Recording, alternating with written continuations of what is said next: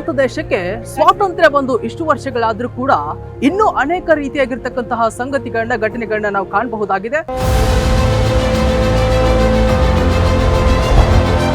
ಈ ಒಂದು ಶರಾವತಿಯ ನದಿಯ ಹಿನ್ನೀರಿನ ಮೇಲೆ ಹಾದು ಹೋಗಿರುವಂತಹ ಒಂದು ಅಂಬರಗೋಡ್ಲು ಕಳಸವಳ್ಳಿಯ ಸಿಗಂದೂರು ಸೇತುವೆ ಇವತ್ತು ಇತಿಹಾಸದ ಪುಟಗಳಲ್ಲಿ ಸೇರಲು ಸಜ್ಜಾಗಿದೆ ಅಂತ ಹೇಳ್ಬೋದು.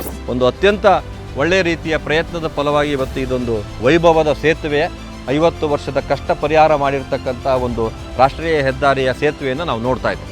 ಎಷ್ಟು ದೇಶ ಮುಂದುವರೆದ್ರು ನಮ್ಮ ಭಾಗ ಮಾತ್ರ ಮುಂದುವರೆದಿರಲಿಲ್ಲ, ಏನೂ ಆಗಿರಲಿಲ್ಲ, ವ್ಯವಸ್ಥೆಗಳೇ ಇರಲಿಲ್ಲ.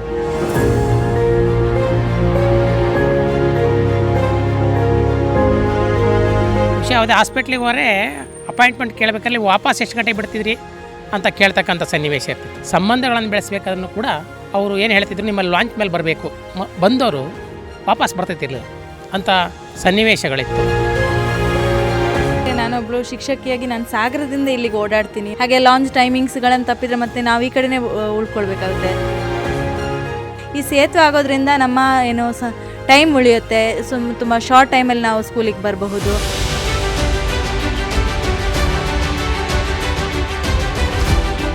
ಈಗ ಈ ಸೇತುವೆ ಕನಸಾಗಿತ್ತು. ಇದರಲ್ಲಿ ತುಂಬ ಜನರ ಪರಿಶ್ರಮ ಇದೆ. ಆದರೆ ಪ್ರಸನ್ನಣ್ಣ ಮತ್ತು ಯಡಿಯೂರಪ್ಪನವರು, ರಾಘವೇಂದ್ರ ಇವರು ಅದಕ್ಕೆ ಬೇಕಾದ ಪ್ರಯತ್ನ ಮಾಡಿ ಸೇತುವೆನ ಒಂದು ಹಂತಕ್ಕೆ ತಂದು ನಿಲ್ಲಿಸಿದ್ದಾರೆ. ಇದು ಓಪನಿಂಗ್ ಆಗುತ್ತೆ ಅನ್ನೋ ಅಂಥದ್ದು ನಮಗೆಲ್ಲರಿಗೂ ಸಮಾಧಾನದ ವಿಷಯ. ಅವ್ರಿಗೆ ಖುಷಿ ಆಗಿದೆ ಸರ್. ಬ್ರಿಡ್ಜ್ ಮೇಲೆ ಹೋಗೋಣ ಬರೋಣ ಅನ್ನೋ ರೇಂಜೆಲ್ಲ ಇದ್ದಾರೆ ಸರ್. ಪೇರೆಂಟ್ಸ್ನ ಕರ್ಕೊಂಡು ಒಂದೊಂದು ಡೇ ಹೋಗಿ ಬರ್ತಾರೆ ಸರ್ ನಮ್ಮ ಮಕ್ಕಳೆಲ್ಲ.